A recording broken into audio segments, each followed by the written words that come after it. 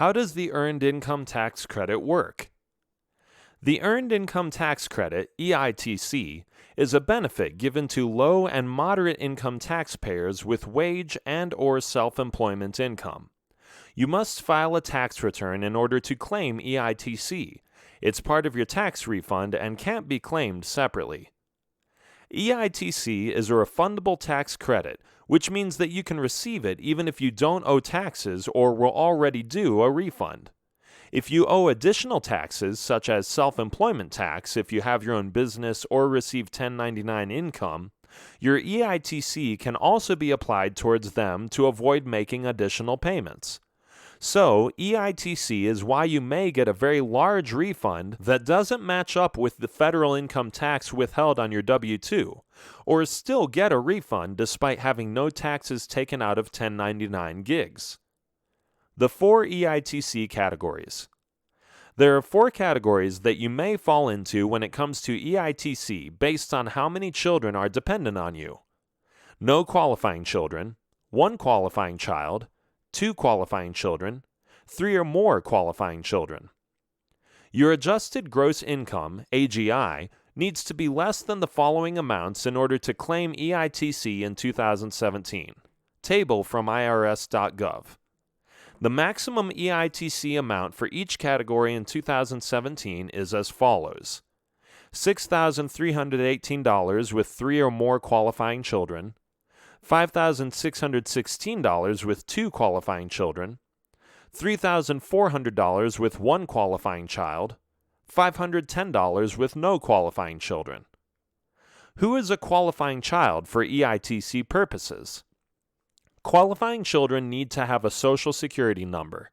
If your child was born recently and didn't get one issued yet, you need to get them one by April 17, 2018, October 17th if you filed for a 6-month extension in time. Additionally, there are age, residency, relationship, and joint return requirements in order to claim EITC. By year end, your child needs to be younger than you or your spouse filing jointly, and under 19 years of age, 24 if a full-time student. The child must also live with you or your spouse if filing jointly for more than half the year, and in the case of older children, they can't file a joint return with their spouse unless it was solely to get a tax refund.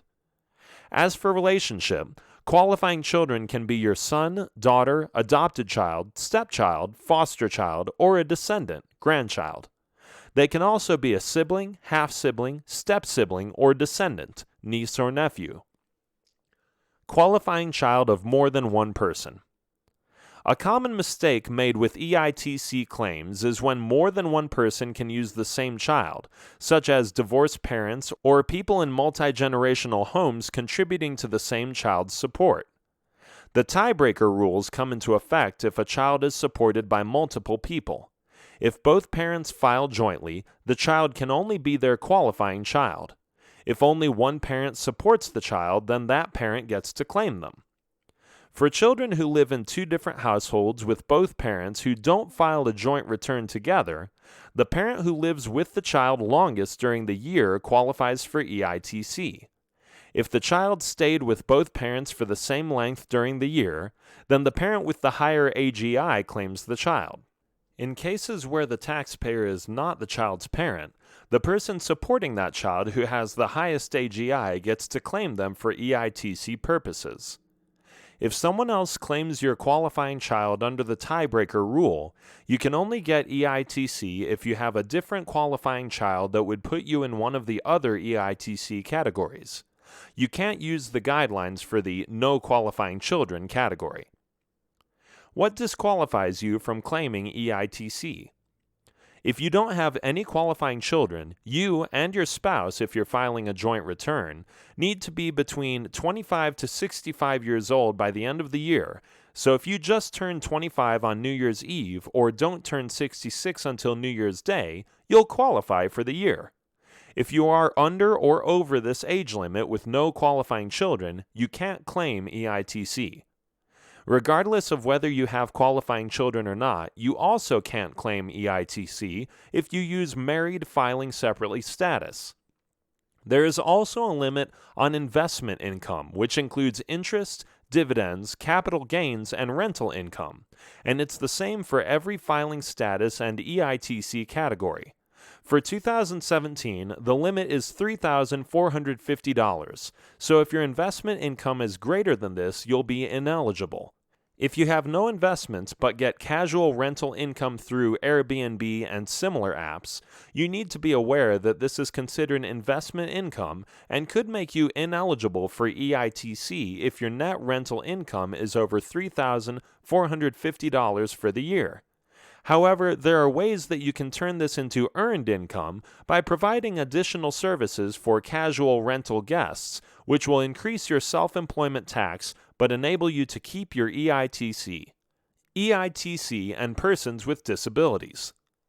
If you have a qualifying child who meets the relationship, residency, and joint return tests, but is permanently and totally disabled, they don't have to meet the age test and they don't have to be younger than you.